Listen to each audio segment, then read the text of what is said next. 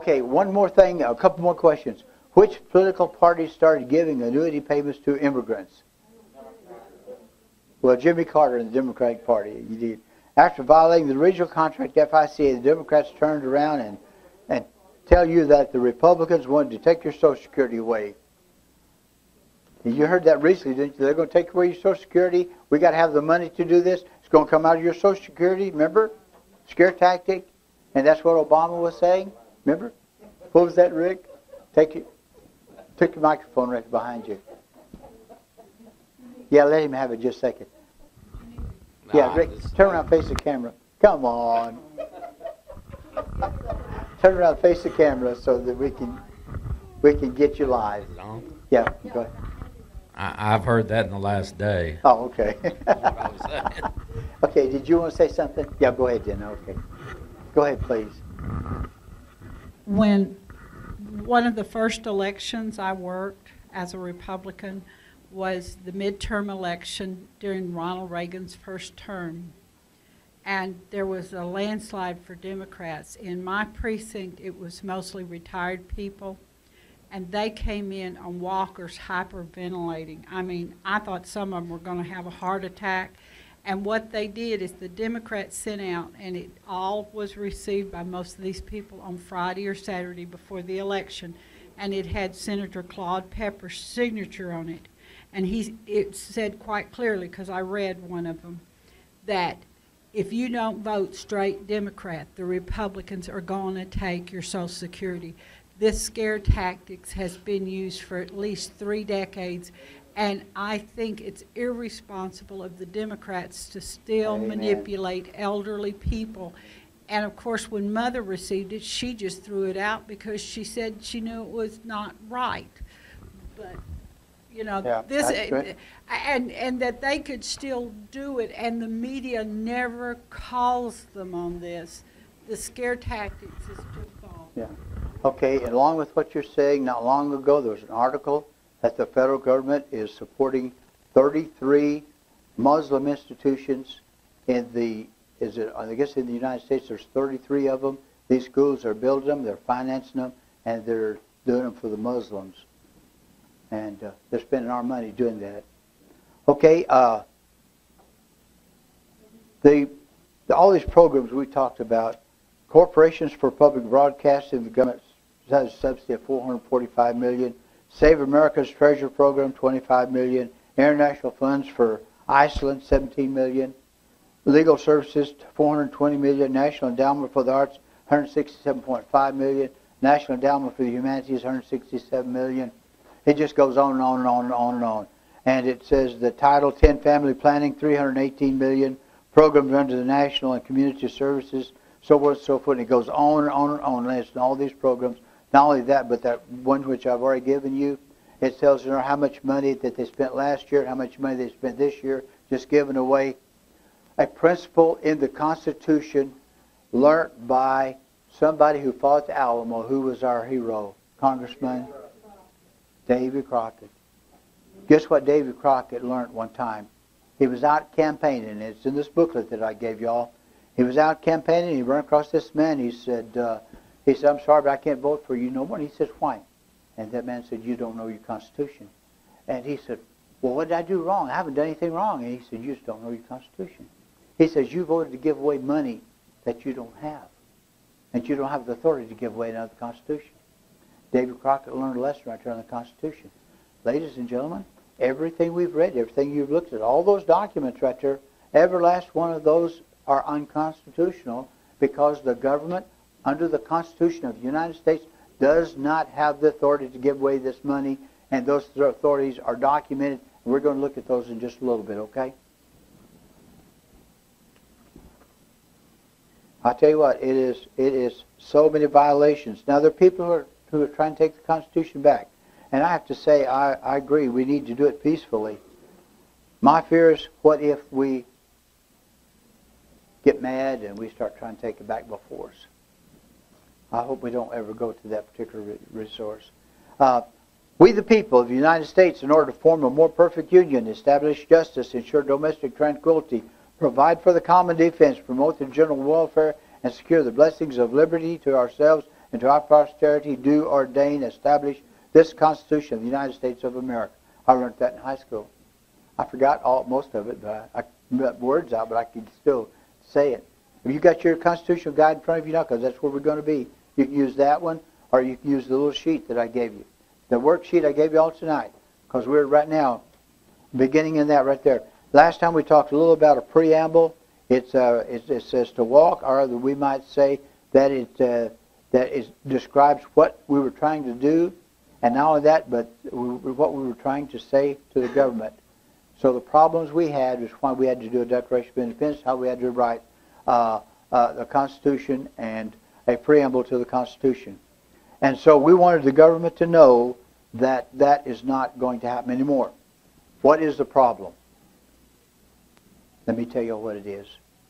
Maybe you've heard this word recently. Maybe you haven't. It's called the rule of the minority. How does the rule of the minority work?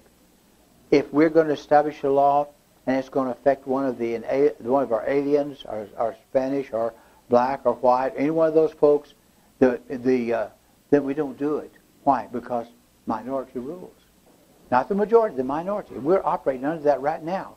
Why is some of these laws being passed? Because it's going to affect the minority, not the majority. Now, ladies and gentlemen, I don't know about you, but in our Constitution, it's very clear in there that the majority rules. And this is where the minority rules. And that's our problem today, is they are operating under the assumption that the Constitution was to protect the minority. That's not the purpose of the Constitution, is it? We're going to find out more and more about that. Just remember that. The protection of the minority. The minority rules. That is what Obama's operating under an awful lot of, plus a bunch of other things, in my opinion. But anyway, so we're going to, first of all, we're going to form a more perfect union. Now, I'm going to define union for you, and this comes back again to the definition of the 1828 Webster's Dictionary. A group brought together for a purpose. Unions can be strong or shaky. And as we read the Constitution, we're going to find in the 1828 that it says in there that welfare is not welfare as we know it today. The welfare is for the general population of the state. So the general welfare, I say welfare is the health, happiness, and well-being of persons or groups. The 1828 exemption from any unusual evil or calamities, the enjoyment of peace and prosperity. That is for the welfare of the state and the people in the state. It is not to pay them welfare because they can't work or make a living. That's just it. So when we talk about the general welfare, you're not talking about the same word. They've redefined it. The 1959 dictionary redefines it as the people as we think of today when we think of welfare. Y'all remember that from last time, some of you, don't you? So it's not the same words. It does make a difference. Now, and then to justice, which is fair in matters of punishment, criminals, and protecting honest folks. What's our government's main job? Protect us. See, we have life, liberty, and the pursuit of happiness, that we can own property, not borrow property or use it. That's what we're doing right now. If you don't believe me, don't pay your taxes. What will happen? They're going to sell your property, aren't they? You don't own your property. You don't own your own home. Wouldn't you like to? You don't own it. Why don't you own it? Because if you don't pay taxes on it, they'll take it away from you. Now, our government is supposed to protect us from those type things. We should not have to pay a property tax, to be honest with you. It's unconstitutional because it deprives us of that right given to us in the Constitution. And anyway, domestic tranquility. Domestic tranquility is peace at home within the borders of our country. Our right is not tranquility. Protection of our borders. Ladies and gentlemen, if our borders are not protected, our government's not doing its job. The borders in South Texas are not protected. Our government is not doing its job. Our state is not doing its job. Our governor's not doing his job because he's got a lot of rich people that want the illegal aliens to continue working for them because they're supposed to, quote, have cheaper labor. We spend billions every year of taking care of illegal aliens. They get all kinds of freebies. They come up here, they work, they take their money, they go back home. They don't want to be a citizen. They don't want to be a citizen. We would think that that would be the highest honor. No, they don't want to be a citizen. They want to come up here, they want to make good money, they want to get free hospitalization, free medical care, free treatment, free braces for the kids' teeth, get the kids taken care of, and then they want to go back home and live like they want to. And our government is doing it to them. Say that again louder. Our government gives free college education. What other country in the world does that? Yeah. What other country in the world does that?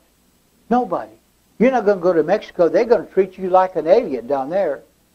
You come up here, we're going to treat you like home folks. We're going to give you everything just to get you to come in here. But you got to cross the river illegally, right? Okay, that just kind of, that kind of says, common defense, the blessings and protection from our enemies, and blessings are those desirable things given to a person. Now, how many branches of the Constitution are there in our... Can anybody name them? What's the branch of our Constitution? What are they? Legislative? Executive? Judicial? What's the fourth? What's the fourth? Who gives all these people the power to do this? Who is the fourth one then? We the people are the fourth. Which is why that's not listed in the Constitution. There was no need to list it. It was just understood that we controlled everything. We put you up there. You did what we told you. And that's the reason why we sent you up there, to represent us. And if you didn't represent us when you got back, we took you out behind the wood barn someplace, and we took you back there, and we tied you up. We taught you some lessons. Y'all never heard about going out behind the woodshed? Do you know what happened years ago if this guy was a wife beater? Do y'all know what happened to him, usually? He went behind the woodshed, and what'd they do? I'm not telling you something new. What'd they do to him? They took him back there. If he broke his wife's arm, and it was definitely his fault, and he knew it was unprovoked, and he broke his wife's arm, what'd they do to him? Took him behind the woodshed. Took him out behind the barn. Now, you know what? We didn't have a lot of wife beatings back in those days, did we? Do we have a lot of homosexuals in those days? Do we have a lot of child molesters? You know why, don't you? You get the tar beat out of them. And people would take them out there. Well, we didn't have justice. We had justice, but we didn't have it like we have it today. Go ahead. You can hardly go. I don't know when the law was changed, but at least in Texas, if a man raped a woman, he could be executed. Otherwise, he spent life in prison. Mm-hmm. And then it was changed, and it's been changed within the last 50 years. That Who changed it? Supreme Court. The Supreme Court. I did not know. I just knew that's where it all got changed. Because up until then, there weren't too many. Also, one of the reasons, because I used to read Ms. Magazine when I was much younger in college, they were saying we can't get convictions for rape because the death penalty is there. We have to lower the punishment to something like 7 years for rape so we can get convictions and put people in prison. But of course, 7 years means maybe 2 or 3. In a democracy, you can change the laws any way you want them.